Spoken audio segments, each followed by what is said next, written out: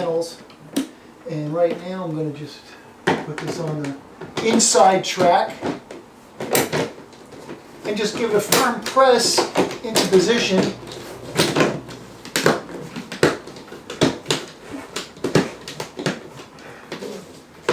Just like that. And it'll pop right in, just like that.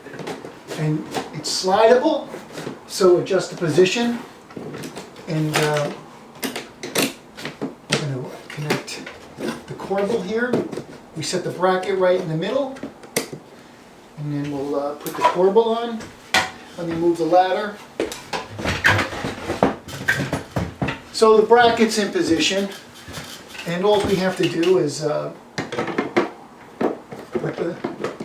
put the corbel cover on with the washer and the nut, and you're done.